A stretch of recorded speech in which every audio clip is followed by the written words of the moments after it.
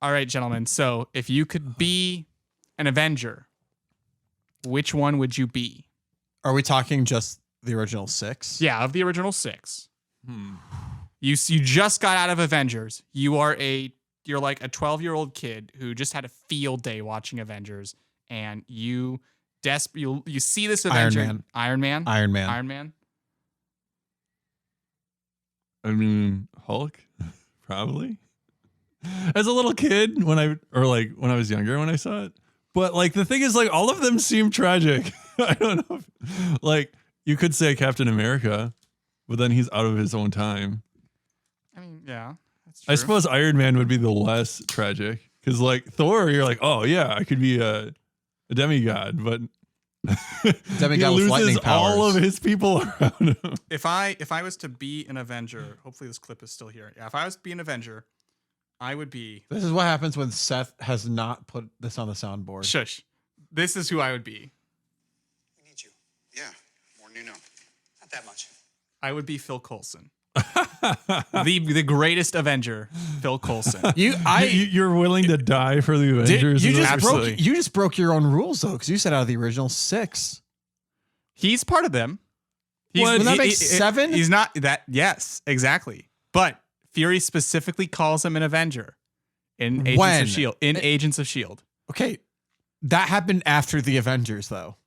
But he broke his own rules. I will break. I would say he broke his own rule because you said original 6. Thank you. And intro. Seth is covering up his guilt. What guilt? I did the right thing. Mm-hmm.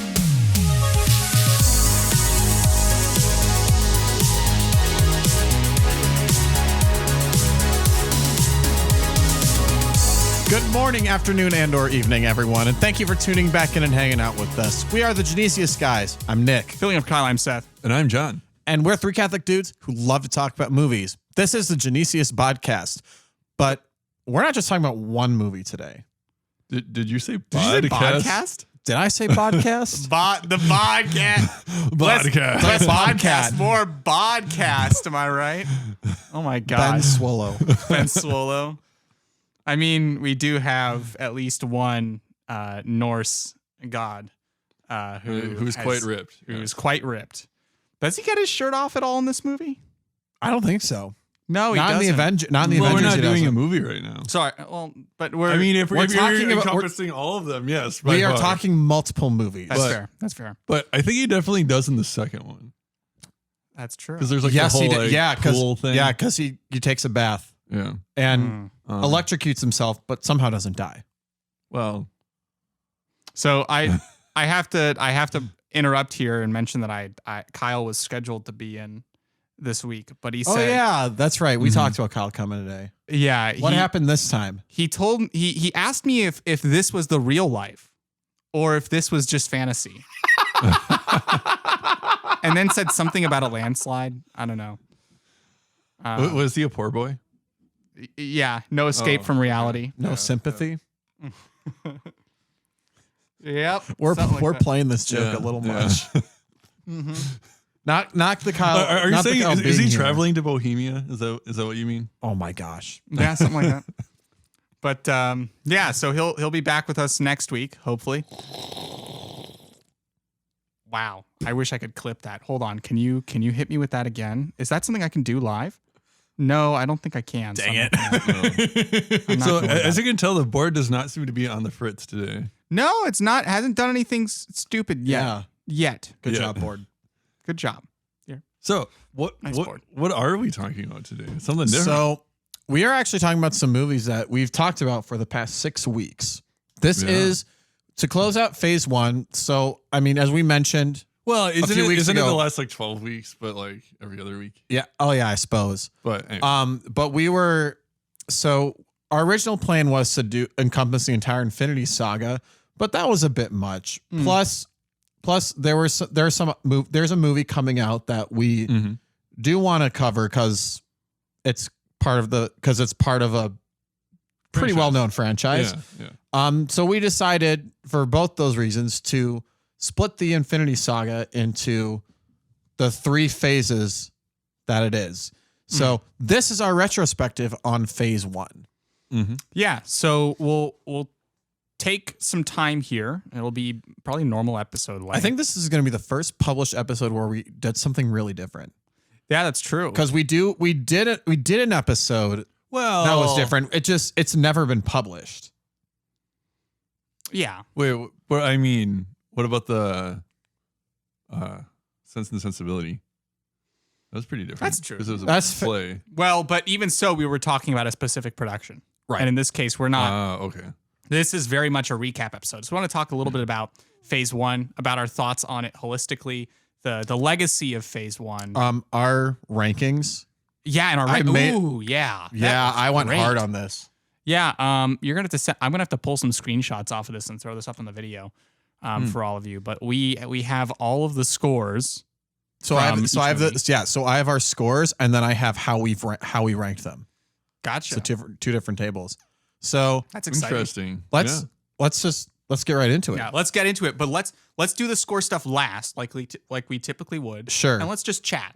Let's talk about All right. phase 1. So phase 1, Iron Man comes out. Kind of makes a fairly big splash. I will say it wasn't like a big cinematic event, at least from what I understand. No, but it was a bigger splash than I think most people expected. Yeah. It was just a solid superhero. I mean, it came out in 2008, and we have to remember this was kind of the renaissance for superhero films. Batman Begins and The Dark Knight. The Spider-Man trilogy was finishing up. Spider-Man trilogy was finishing up, although it was clearly feeling kind of dated in some pretty key ways, I think. Yeah. That's one word for it. Yeah. So I at least Hashtag emo Parker. Yeah, emo Parker, the and they make fun of that later. But They do. they You're really right. make fun of that later.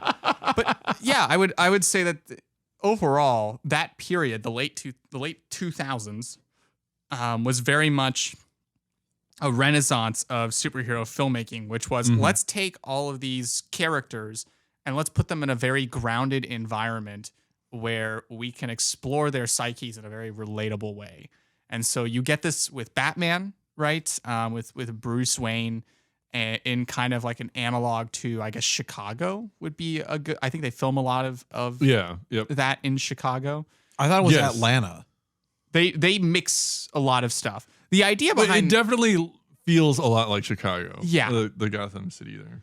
I thought you were talking about MCU. I'm like, no, MCU is Chicago. I had like totally zoned out for a moment. nah, all good.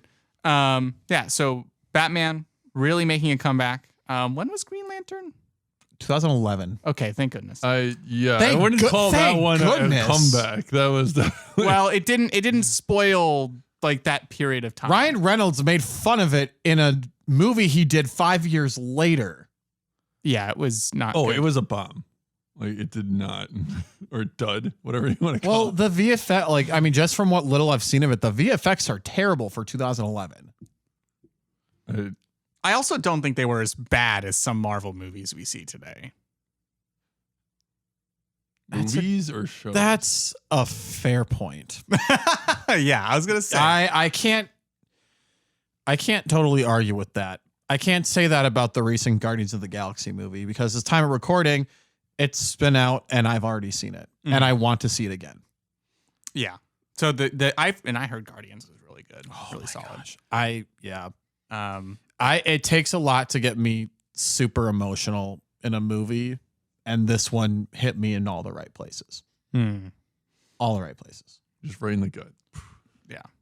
Just the gut, liver, the face, the jaw, broke the jaw, got him in the shoulder. You know how you said we were gonna include Spider-Man No Way Home in the Infinity Saga allegedly? I didn't say that. You said it was part of the Infinity Saga. Which one? No Way Home? Yeah. No. So not necessarily. The No Way Home gets included in my whole box set that I have because it's a conclusion to the Spider-Man character's story. I think you should include Guardians 3 as well. Fair enough. Yeah. But in that same vein, though, because isn't Guardians, I've heard it's not really connected to a lot of the multiverse stuff. It doesn't have it very much is more of a send-off to the original Guardians of the Galaxy team we know. Yeah. And kind of Yeah, it's a completion of a trilogy, and it really doesn't set up anything for the multiverse saga. I hope you don't feel that's a spoiler, but it is. No, I think that actually is like a plus. It is very much it's its own self-contained story that actually does have high stakes for the overall universe. Yeah, to me at least, like that movie and No Way Home are very disconnected from the events of the broader multiverse saga. I kind of feel that's true of Doctor Strange as well, Multiverse of Madness. It chooses a somewhat different perspective. And I feel like it regresses his character in some key ways that I'm not a big fan of. I kind of disagree, but we'll get there in the future. Yeah. So, I mean, that's just kind of where it's at. But yeah, all of that is just at this point, at the time that these movies have come out, anyway, that's still 10 years in the future. Phases 2 through 4, well, I guess 5 now, not having really existed yet. Yeah, like this is what we've got. And this feels like a perfect lineup in a lot of ways. Yes. Iron Man starts off with it's a banger. Incredible Hulk. That nobody knew about. That no one really talked about or knew about. Definitely a little underrated today. I agree. Not super underrated because it's still not a great movie, but it's still a little underrated. It's still a little underrated. Yeah. There's a lot worse MCU movies that have come out since then. Well, and even though I think it definitely works well as part of this larger group of phase 1, I think it's good viewing. I don't think it's necessarily something that if you're looking at the larger story of the MCU that you really need to concern yourself about, because when they get to the actual Avengers movie, they do some soft rebooting of his character in some ways. Like they take out the whole heartbeat thing. Like that's not talked about at all. Probably smart. Yeah, it takes the focus off of like the rule, quote unquote, of how he turns into the Hulk, and more just focuses on what is his emotional state, and that works really well as a reflection of where his character is at. And so it becomes less about I got to keep my heart rate down, and more just about how is he managing himself and his own emotions and putting that in context of his relationship to other people, which was, I think, a really, really smart turn. And they also put an actor in that was a lot more, I think, emotionally sensitive than Ed Norton. So yeah, I think the Hulk, while the first movie wasn't bad, I think the way that they did the soft reboot was incredibly smart. Incredibly smart. That moves on to Iron Man 2, which just kind of furthers the Iron Man story. It's not bad. No, it's, when I watched Iron Man 2, I was like, everyone's like, oh, it's so terrible. I'm like, it's not as horrible as people say it is. It's not a great movie by any means, but I mean, in comparison with the other ones at the time, I don't think it's but as good, again, with the 20 plus movies that have come out since then, it's definitely not the worst of the worst. To me, at least, the Iron Man 2 is where the MCU really finds its footing in terms of how it presents comedy. Yeah. I think the Avengers sets the formula, but I think Iron Man 2 really establishes that this very quippy sort of comedy that Robert Downey Jr. throws in as Tony Stark kind of becomes the MO for most of the characters going forward in the MCU. Or like a bunch of scenes just always have to end with punchlines. So in that sense, I feel like Iron Man 2 is where the tone and the format almost gets established. I'm sad they didn't do more with Mickey Rourke's character. Well, that movie was also supposed to be made in 3 years. And the studio, Iron Man 2 is a product of studio interference. Yeah. Because because Jon Favreau wanted 3 years to work on that movie. Yeah. And he was only allowed 2. So I think if they had granted him that extra year, I bet it would have been a lot better. Yeah, that's fair. I agree. Because it does seem like that storyline gets a little mistreated. I guess. And That's the way to Well, put it. I think it could have been a lot more like it feels like it was shortcut in a lot of places because like Yeah. I don't think like necessarily Mickey Rourke's character is terrible. The stories that they But- put into Iron Man 2 aren't bad. Like they're actually pretty good and they're interesting. It's just not great execution again because of studio interference. yeah. Well, because like I mean, if you think about it, it's interesting because, what is this? Whiplash? Ivan Vanko. Yeah, Ivan Vanko. Vanko. Yeah. It is definitely a mirror of Tony, and it's like I do think that's like an interesting way of putting them against each other, but like, yeah, it's just not as fleshed out as it should be. Yeah. Like I think the concept is good. It's just, yeah. Yeah. One of the other things that gets set up in here as well is Justin Hammer and Hammer Industries. And I feel like Justin Hammer is a criminally underused character in the rest of the MCU. Except I believe he's going to make a return. I hope so. I can't remember if this is confirmed or not, but he is allegedly returning for the Armor Wars movie. Gotcha. That will be coming in like 2 or 3 years. I mean, he is a phenomenally messed up person in Iron Man 2. Well, Sam Rockwell could do anything. Yeah, I mean, I was watching Galaxy Quest last night, and Sam Rockwell's in that. And the funny thing I noticed is that Sam Rockwell, he dances in most of the movies that he's in. He never dances in Galaxy Quest, and I didn't realize this. Yeah, Because isn't he just like Guy 52 or something like that? Yeah, he's crewmate number 52, dies in episode 81 before the first commercial. Have you guys ever watched Jojo Rabbit? No. Yes. Sam Rockwell crushes it. John, you see it. Yeah, Sam yeah. Rockwell crushes it in Jojo Yes. Rabbit. Have you ever seen Moon? He's like the I've main heard of it, guy yeah. in that. Okay. Anyway. Yeah. So I think he's hilarious in the Justin Hammer role. And I find it interesting that they do hint a lot at Hammer Industries later on in the MCU, especially at the time eventually they'd have the Marvel shows. And I know Hammer Industries plays kind of a big role in Luke Cage because there's like hammer weapons that end up kind of at the heart of that. I think the only one of those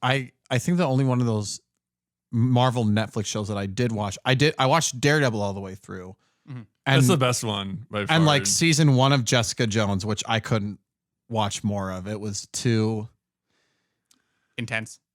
That's a word for it. That's a word for it. It's funny because like people just absolutely like hate on Iron Fist. And it's like, I actually liked Iron Fist more than Jessica Jones. I don't know. I was not a big fan of her character. Like she's very, very. I think she's interesting. There was way too. It's like the same. I mean, it's definitely a scaled back rendition of why I don't watch Game of Thrones. Oh, But there's a lot of explicit content in Jessica Jones. just kind of gratuitous. Yeah, I definitely. There's no nudity in any of them though. No, but I did fast forward a few times so I could avoid. Could avoid there some of the is sex mature scenes. scenes. Yeah. But yeah, so it's interesting how you start to see a lot of threads get planted that show up later on in different shows, in different movies. Bless you. Thank you. And so, yeah, we got Iron Man 2. We see a lot of like, okay, now that Tony is not actively dying, right? We're now starting to see his character flaws get disassembled one by one. And in this one, it's very much his ego, which I mean, he's battling with through the whole MCU. But this one in particular, his ego in like he believes he's the only one that can do what he does in the sense of like, I am the guy privatizing. He literally says, I have privatized world peace, which I think is a hilarious moment. And he sees himself as like the leader of all of them, even though like obviously each of them has different strengths. And like, I don't know, Captain America's been through war. No, and like Thor has been around for much longer than my general understanding is that Cap is considered the leader, like the commander. Well, Eventually. You could say he's the captain. He's the captain. He is the captain now. Oh, but Captain, yeah, my captain. but Sorry, wrong movie. yeah, but that works. does.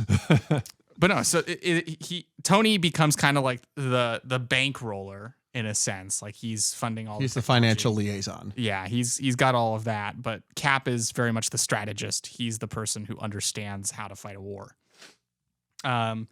So yeah, but in Iron Man 2, he's still very much dealing with his ego. The recast of Rhodey happens in this Another one. good recasting choice. Yeah, and actually they do a very interesting thing here when they introduce his character. Is that he shows up and This, yeah, yeah, it's pretty meta. yeah, Tony's like, "Hey, what are you doing here?" And Rhodey just says, "Look, I'm here. Get over it. Yeah, deal with it." And on top of the fact, like you notice he's a new actor as well, and so it's very much a not subtle nod to the audience of like, yeah, we recast Terrence Howard. Sorry. See, now people are going to be saying that the first Iron Man movie took place in another universe because Rhodey looks like Terrence Howard. I mean, if they could bring back Terrence Howard as an alternate Rhodey, that would be interesting. I don't know if he would want to. I don't think from what I understand about how that fell out, I doubt that's going to happen. Yeah, no, I'm right with you. So yeah, that's Iron Man 2. Any comments on Iron Man 2 or even just like the up to this point, Iron Man, Incredible Hulk, Iron Man 2? I mean, that kind of just brings us to Thor, which is directly let in. And Well, better than I remembered. Yeah. they definitely were trying to stay grounded, even though, like, I mean, Hulk is a unique concept that is kind of like pushing the bounds, but it's like still within the realm of science. Yeah, you look at that world and you're thinking, okay, like this is something that feels like it could fit in our world, right? That this could be happening. And then Thor happens. And then Thor shows up. And suddenly we're like, okay, you can't have abs like that. This is it's impossible. This is no longer a world that I recognize, and it's all because of Thor's abs. Damn it, Chris Hemsworth. Darn you, Chris Hemsworth. Come on. But yeah, it's actually, yeah, it's better than I remember, honestly. Thor is a really fun movie, has a very Shakespearean bent to it, to the script writing. Well, it sets up a character Loki as well. Yeah. Well, and you also have I'm gonna disrespect. What's his name as Odin? Anthony Hopkins. Anthony Hopkins, Sir Anthony Hopkins. legitimate like Shakespearean actor, who has this gravitas and this weight about like being the big daddy. Like, so he carries the role really well. Big and truthfully terrible daddy. Yes, he's an awful father. Certainly did not raise his kids very well. I'll say. But Thor learns his lesson. Loki tries to take over a planet. I think what's great about the Thor movie is that it's very much a lesson on humility and being humble. Yeah. I think I think I appreciated that this time around. Yeah, I agree. It's definitely like you take this bigger than life character and you bring him literally down to earth. And that is not to say that he's suddenly the most humble character in the MCU. No. Because he definitely isn't, but like he at least learns, and it kind of the same respect that of Tony Stark's hero's journey in the first Iron Man, Thor kind of has his own hero's journey, but he learns a different lesson. Yeah. And his purpose becomes clear. Right? He's a peacekeeper. He's not a warrior that fights for the sake of conflict anymore, for glory and battle and everything. He fights for, because that's the ego. He's what talking. he realized that his purpose is, and I mean, like, you could honestly, when he said peacekeeper, I immediately thought of like the Jedi. Yeah. The Jedi should be fighting for peace. Confirmed Thor is a Jedi. That's not the most unbelievable thing. Honestly. I just find this interesting have either of you read the Fathered by God, where it goes through like all the different stages of a man's life? No. I don't even know if I've heard of it's just interesting that you're using stuff like, because Thor definitely seems like the warrior, and then like his dad is more like the king and overseeing it, and then like the older you get, you become like the sage. But Well, it was just it's almost like Thor's getting over the warrior stage, like into recognizing what it means to be a king. Well, and you do realize later on, now as the Thor movies continue, right, that Odin, as a character, approaches his wisdom and peace from a very from a place of extreme violence. He used to be a conqueror, and eventually was just like, you know what, I'm not going to conquer anymore. You know, I've got 9 realms. That's all I want. You know, but as in Thor Ragnarok later on, it gets pointed out that he used to be the kind of person that would, you know, He used to be a lot more like Thor. Used to be a lot more like Thor, fought for glory and all of that. So ironically, that's very much like what happened with the Mandalorians. Like they were warriors, and then during the Clone Wars, they were pacifists. Yeah. And then they reverted from that toward the end when it's something that like I think even in like most societies, it's like it's not something that's sustainable. Yeah. So it's like it's going to die out eventually. And how do you like maintain a society after you conquered land or whatever? Yeah. Yeah, and Alexander wept for there were no more lands to conquer. Speaking of weeping, Captain America: The First Avenger. Wait, what does that have to do with weeping? The ending. Oh, okay. Oh yeah, that ending hits, man. Oh, I would say out of all the 6 movies, look, I know I Am Iron Man is iconic, but First Avenger had the best ending out of these 6 movies. I had a date. Yeah, I think that's better. It hits really hard just from a personal level, and I love that later on that all gets resolved. But it seems like a more legitimate romance than Thor. Oh, for sure. Yeah, well, and for sure. Even though like Thor is kind of almost like billed as this like romantic comedy a little bit, like just like if you think about the premise of like that's like a big premise for rom-coms, right? Or just like somebody who's kind of like from a different area. I mean, honestly, the Thor's kind of conversion, right? It feels a little unrealistic to me in that it's basically just over a girl, right? But you know, I guess if you learn selflessness, then you learn selflessness. You know, some people that happens in real life. Yeah. They get married and they have to grow up. Yeah, or get in a relationship and have to, yeah. But you know, when you get to Cap, Steve is already like grade A material in terms of the heart. You know. Well, yeah. I mean, his character. I mean, and that's but like he does have to learn to open up. Yes, yeah. And it's interesting. His relationship with Peggy is very much built on experience and trust, and character, and a lot of character. Yeah. So their relationship is probably the healthiest out of the MCU. Except maybe like I'm trying to think of if there are any that work better. But I feel like their relationship is the best. Yeah.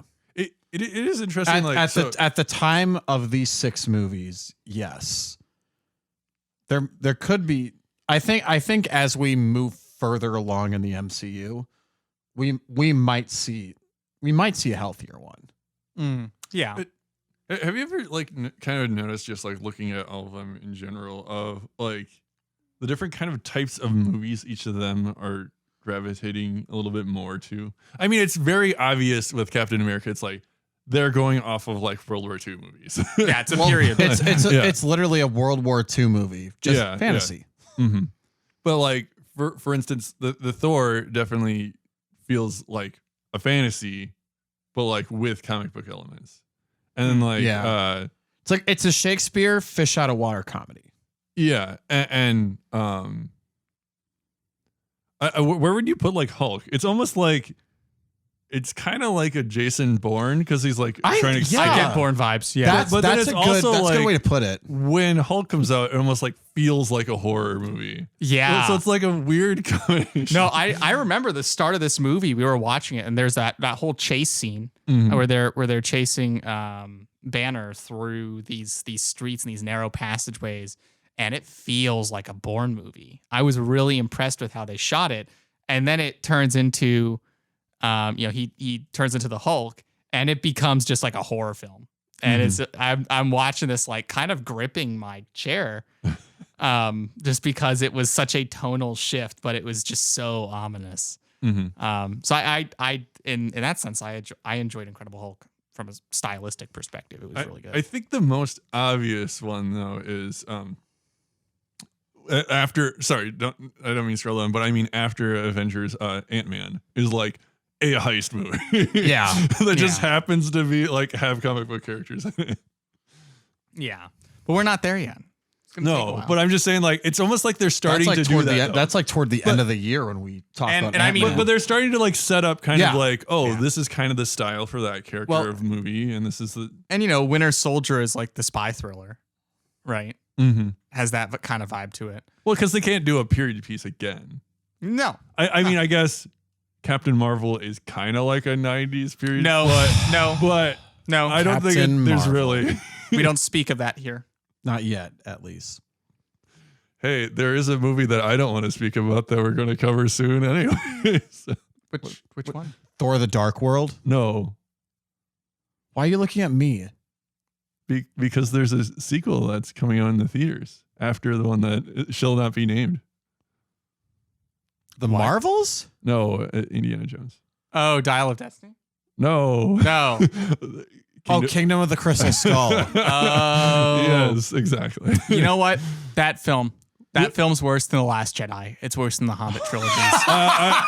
It's the new. we will get to it. It's the new what bottom of the our barrel. ratings will be for that movie. I mean, we have to talk about some movies we don't like. So yeah. I was gonna say I'm like not all of our movies can be over 50. What if listeners request the Hobbit trilogy, Seth?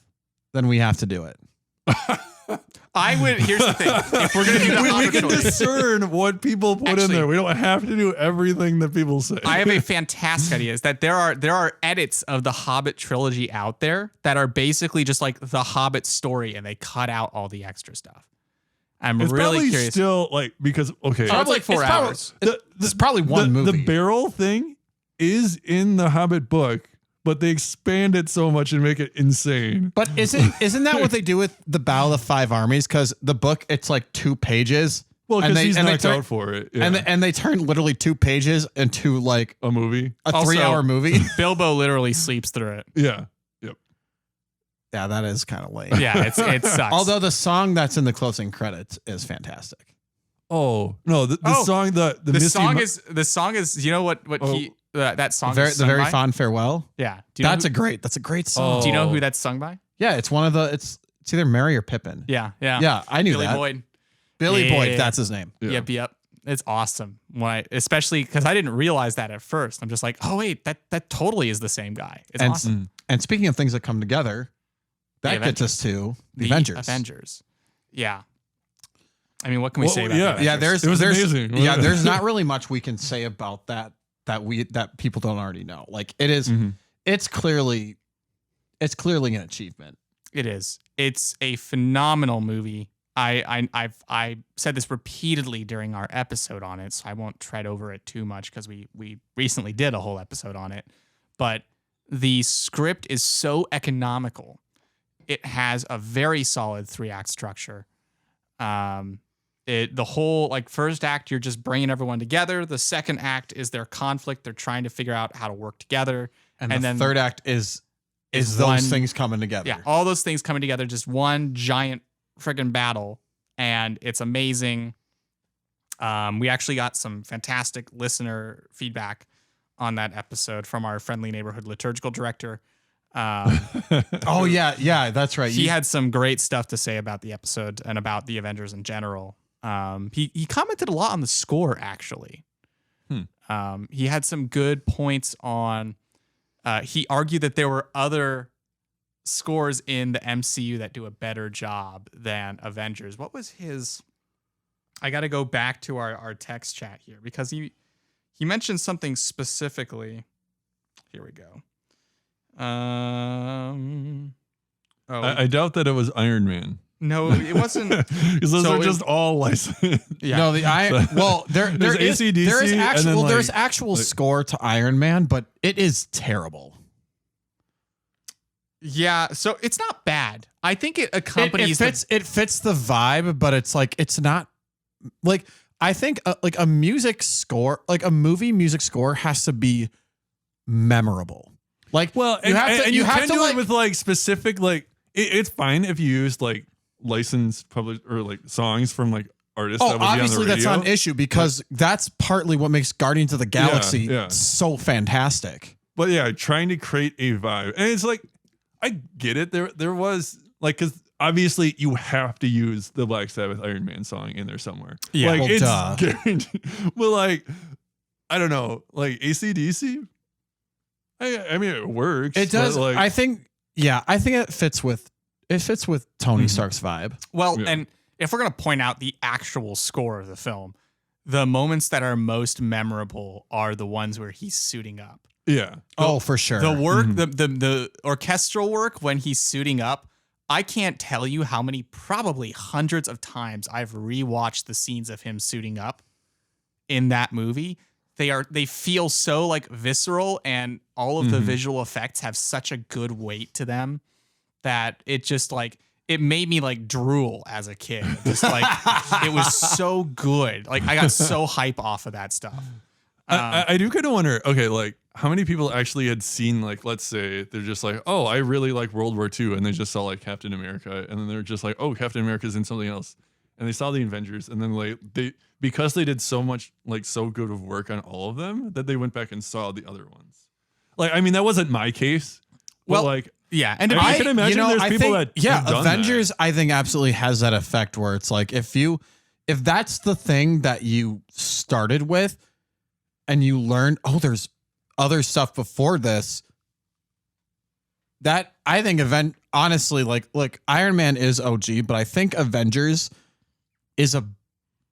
I would argue is a better entry point into the MCU.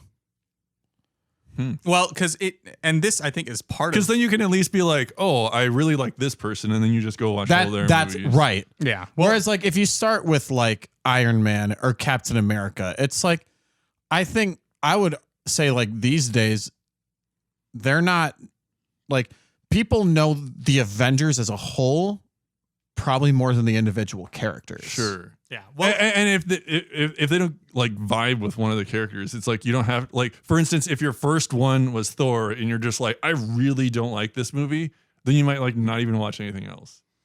Well, but let's be clear about one thing, and I want to ask this question. I'm sure I'm going to get the answer I'm expecting from both of you.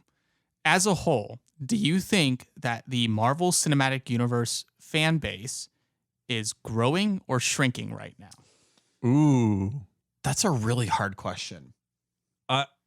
that's Okay, that's really here's- interesting. I would say the people who Yeah, you go had first. originally started, I think are shrinking because I think it's just been like burnout.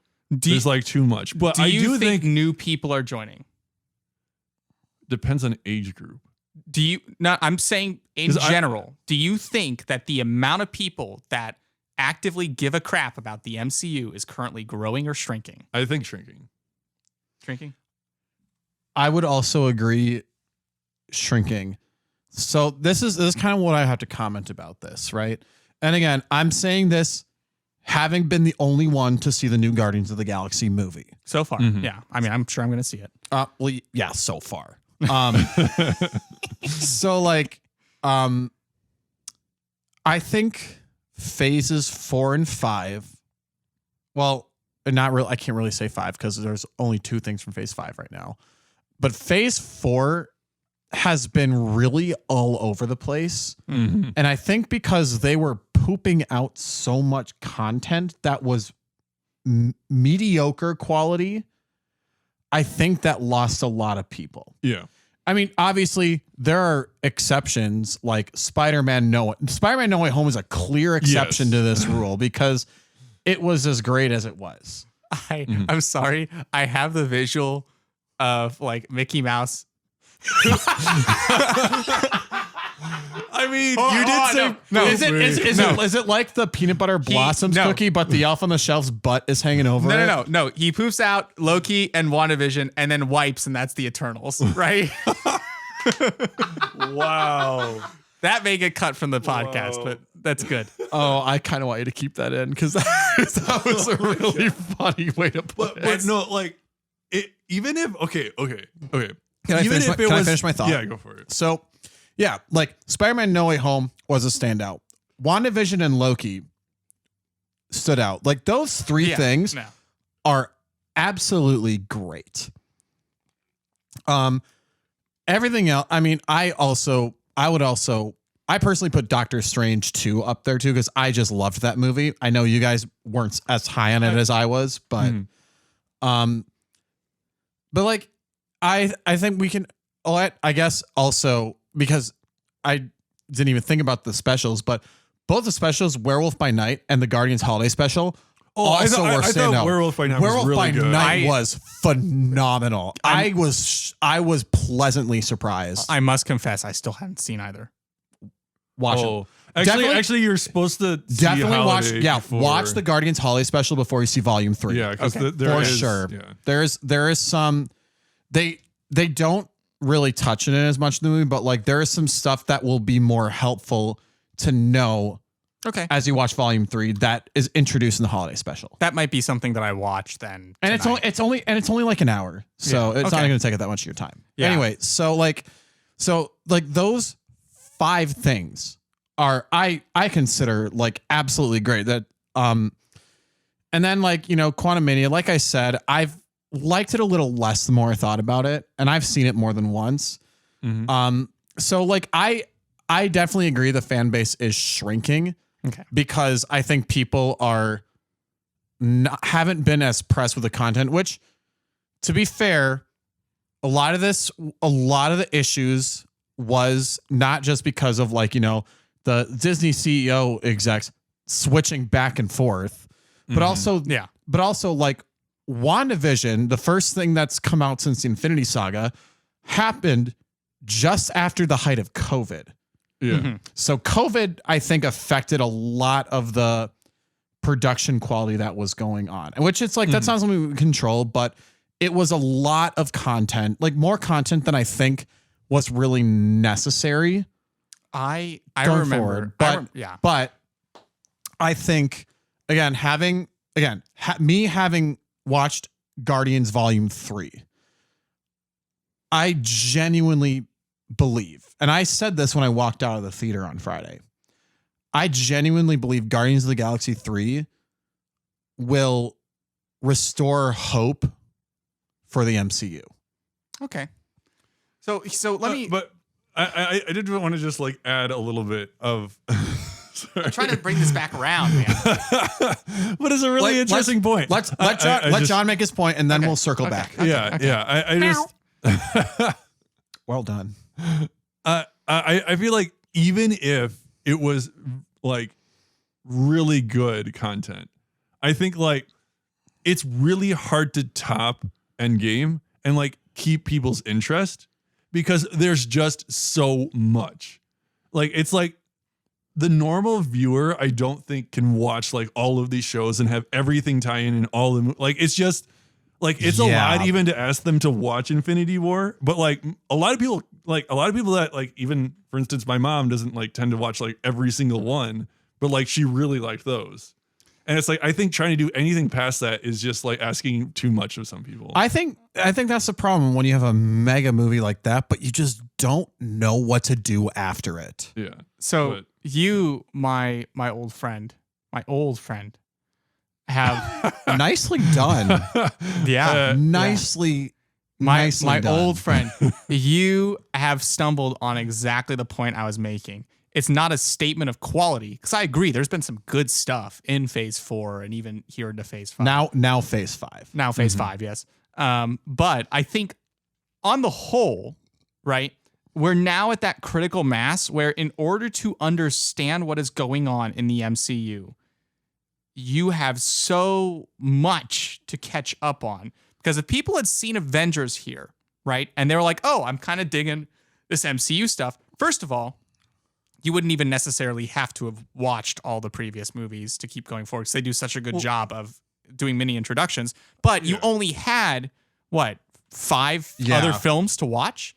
So it was really easy to get on board then. And so the momentum continues to go up and up and up, up to, I would say, phase 3, where, you know, because of Endgame hype, that brought the last remaining infusion. But I think with that perspective, phase 3, I think the Infinity Saga should have been 4 phases instead of 3.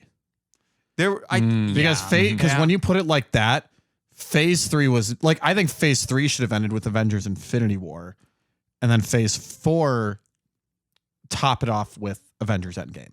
But no. Anyway, Well, people would have been maybe. so angry. Like, do you not remember like people's response after Infinity War? Oh, I saw it opening day. Oh man, it was just like there was people that were just like, how can they end the movie?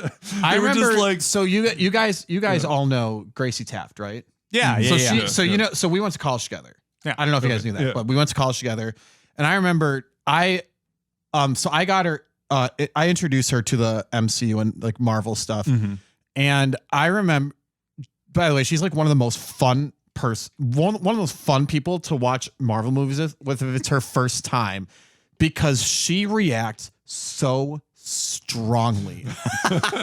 Like, I mean, we went to go see Quantumania at the Alamo Draft House in Woodbury, which, by the way, if you guys have never been to, I can't say I have, no. oh, you should. It's a phenomenal experience. Guardians 3? All 3 of us, I'd be game. I'd be so game. We'll figure it out. All right. So, but anyway, so like, and have you guys watched Quantumania yet?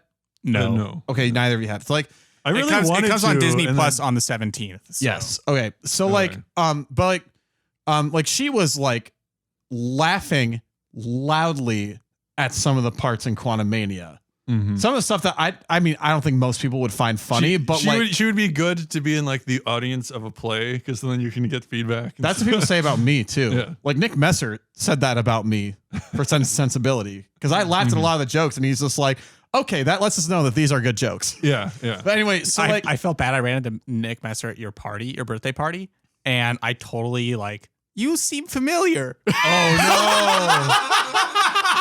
oh, I remember I'm that sorry. actually. Yeah. I'm sorry, Nick. No, but like my point is like when we watched Avengers, when we were watching Avengers Infinity War and everyone started dusting, like her reaction was like she was sitting paralyzed in her seat, not knowing what to think, and she was like especially when I got to I don't feel so good, Mr. Stark. no, I think it was when I got to the Guardians. She started Oh, yeah. sobbing. Yeah. Well, yeah, but I mean that. Yeah. because Anyway. Groot, But I said to her, I'm just like, they're coming back. yeah. This is before Endgame came out though. Yeah. But I was like, They're probably gonna come back. I was like, they have to bring them back. And I think by that point we might have gotten our first teaser for Spider-Man No Way Home, or Far From Home rather. Maybe. And I don't think so. I don't think they were. I think the Far From Home teaser came out right before Endgame. No, the first Far From Home teaser came out before Avengers Endgame. The first real trailer came out after. like after the opening weekend. Yeah. Mm. It was that movie was marketed very weirdly. It was. I feel like they think they tried to overcompensate for finishing the Infinity Saga story. And so they were kind of like, here's this last movie to throw out. It's part of the Infinity Saga. Yeah. But Maybe anyway, it'll make more sense when we get there. yeah. So let's talk about Let's wrap up Okay, here. so Yeah. like we've talked to like if you listeners, if you want to hear our scores for these movies, like go listen to our previous episodes.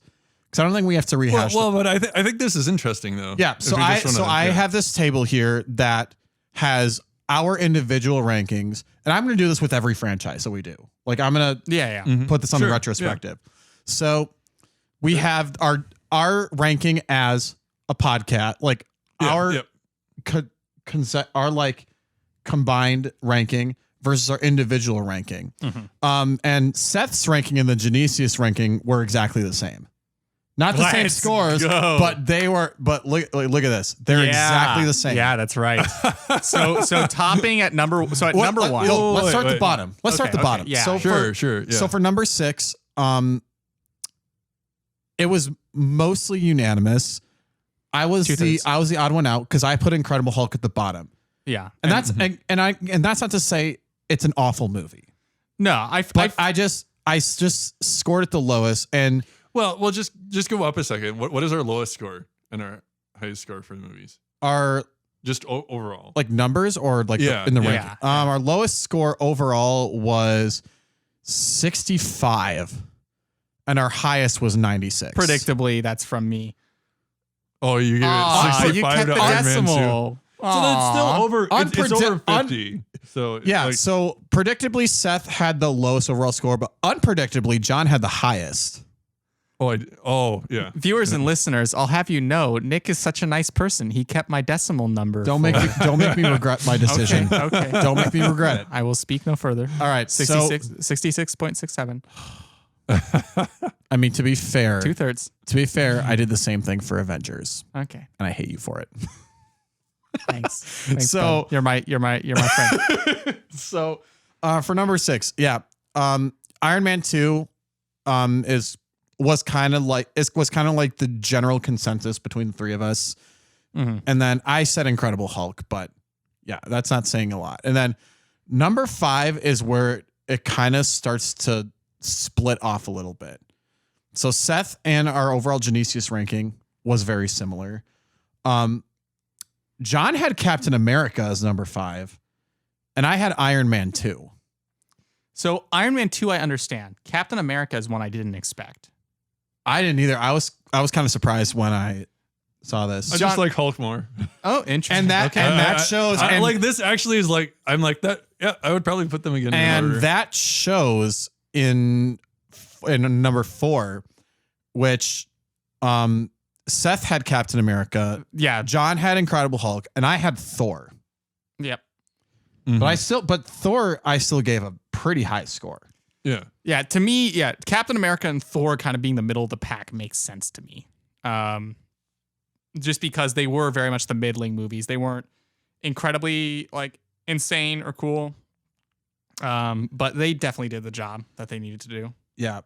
So the number 3 is where I put Captain America, and everyone else put Thor. Yep, and our Genesius ranking says Thor. And then number 2 and number 1 were pretty much unanimous. So number 2 we have Iron Man, and number 1 we have the Avengers. Which Yeah. makes complete sense. I love that that's unanimous from us. Of like Avengers, Iron Man, everything else. And then can it's be kind of mixed. just scattered. Phase 2 will be interesting. When It we get will there. be. Although I don't think it's going to be as unanimous. I haven't. Well, actually, I think I have an idea of where we're all going to put in the first spot. Don't say it. yeah, but I think I have an idea of where we're all going to rank in first I can place. think of one of 2 movies. There are 2 movies that I think might take the top spot. Oh, no. crap. That's a good point. There's one? You think one? Nope. No, now that you said it, Seth, yeah, it's going to, I think. There's one that, I think that there's should gonna- be clear, but there's a second one that definitely is in the running. Okay. I wonder, I feel like we're going to have different minds on this because I know exactly where I think I'm going to put number. I think I know what you're. Yeah. Do we just want Yeah. to call it out? Should we just call it out? You know what? Yeah, let's make Sure. our Okay. bold Okay, predictions. What's our number predictions. one? On 3, 2, 1. Guardians of the Winter Soldier. Galaxy. What did you say? I said You two said Guardians. I said Winter Soldier. But the Oh, the other movie that I said that I thought was in contention Guardians of the was Galaxy. Guardians. Yes. Oh. That would have been my number 2. No, I would say yeah. Winter Soldier is definitely close contender. Yeah. So But the thing is, I like, think I haven't watched Winter Soldier in a while, but like if what I think of it now is what I'm still going to think of it when we revisit it in a few months, you're going to find that I might have a little bit more mixed feelings about Winter Soldier. that's gonna be fun. All right, No, I look forward to it. Yeah, I completely forgot because I was like going through. I'm like Iron Man 3, no. To be clear, Avengers 2, no. to be clear, I kind of think of Guardians 1 and the Winter Soldier as very much like they are both Guardians is top tier to me. they are both excellent in terms of their production, but they are two very different movies. Oh, you know what I realized I should have done?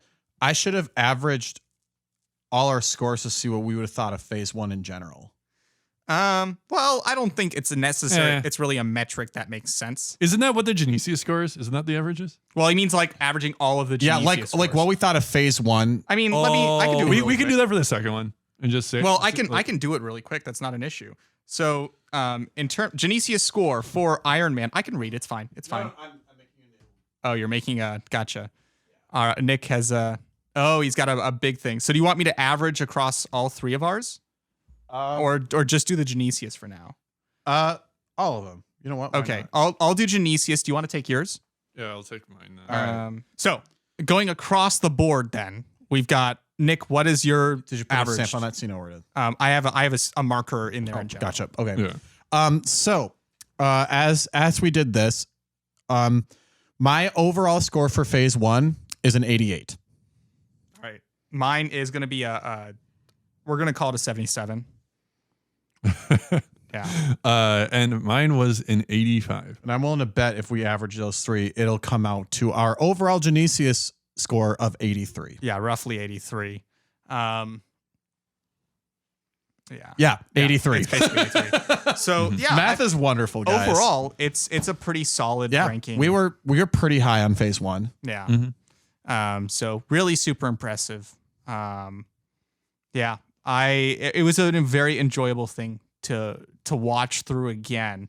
And in this case, seeing the Incredible Hulk for the first time and seeing how it fit in the larger picture. especially just with how far we are into Marvel with like phases 4 and 5. Like, well, because we started the Infinity Saga around when Phase 5 was starting. Just knowing where everything has kind of gone since then. Yeah. This is really fun. This is what I love about these retrospective episodes. Yeah. Agreed? All right. So that brings us to the end. the conclusion. So thank you, everyone, for tuning in to this episode of the Genesius podcast for our Phase 1 MCU retrospective. We had a ton of fun watching all of this. And it was a really great time. And we'll have a lot of fun watching more franchises as we go along. Yeah, we you next one coming up. If you enjoyed our content and you want to see more or hear more from us, please subscribe to our podcast on whichever podcasting application or platform you use. You can find us on Anchor, Apple Podcasts, Spotify, Google Podcasts, and more. You can also find us on YouTube. Our handle is @Genesius Podcast. Good jazz hands there, Nick. Where you can see the shenanigans that we get up to, as well as some pretty cool Lego sets behind us. And off to the side, you have a new entry, that awesome UCS X-Wing. It's so cool. That I am just like, It is so cool. it's so good. The wings actually open and close too. Oh, I love it. That's really good. Lock S foils in attack position. Yep. All right, Nick. All right. If you would like to talk about a movie you enjoy or a movie related topic you like to discuss here, kind of like this one where it's not really about a movie, but it's a movie related topic. If you want us to if you want to provide feedback to make our show better or to help us make the show better, or if you just want us to pray for you and you want to put a shout out here in the show, send us an email at genesiuspodcast@gmail.com. That's GENESIUS podcast@gmail.com. And additionally, if you want to make an appearance on our show as a guest, well, two things. One, make sure you know one of us three personally. Two, listen to one of our episodes. And if you got this far, means you already have. So good job. And then just reach out to one of us directly or email us at genesiuspodcast@gmail.com. Finally, please spread the word about the Genesius podcast, whether it be on social media or word of mouth. If you're listening, turn to whoever you're in proximity to. Seth, Yes. have you heard about this podcast called the Genesius Podcast? No solicitors. I gotta admit, I did not see that coming. See the sign on the door? It says no solicitors. Unless it's an Amazon package. You have a good day, sir.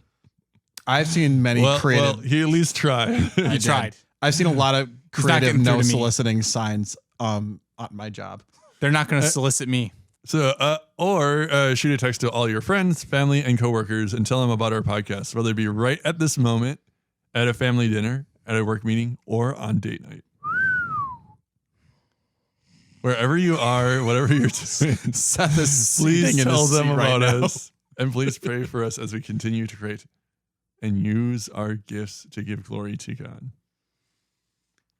You know, I want to pray for everyone in the filmmaking industry, everyone involved this evening, for directors, for actors, for producers, for the grips, camera operators, makeup artists, set designers, sound composers, musicians. There are stunt people, especially stunt people. There are so many puzzle pieces that really go into there's a saying in film production that it's a miracle anything gets made at all because of all the people that are involved, all of the different creative opinions, all of the different studios having their say, All the drama that happens like offset. all the drama that happens. Right now, isn't there a writer's strike? There is a writer's strike. Yeah. Yep. So it's very timely. Writers in particular, yeah. So they're, I just want to pray for all of these people, the entire industry, visual effects artists, editors. I mean, I kind of started out as an editor. That was my gig. Look how far you've come. Yeah, and now I'm doing a podcast where three Catholic dudes talk about movies. Get some views. It's nice. But no, it is really a craft. You have to love this stuff to be able to do it. And so I just want to lift all of those people up in prayer, because it's a very different industry. It's a very different way of life than any of us here are used to, especially. So to all of the production assistants and to all the little people, basically, like, thank you. Yeah. So, yeah. Thank you for making movies. Yeah. Thank you. So that's my intention. Kind of along the same lines of, like, I also want to have a prayer attention for creatives in a different way, though, just because, like, I think Hollywood has really lost its way in a lot of, for a lot of reasons. And I think it is losing more people than I think they realize. Yeah. So I just want to pray that, and we're doing this podcast because we love movies. We want the movie industry to succeed. Yeah.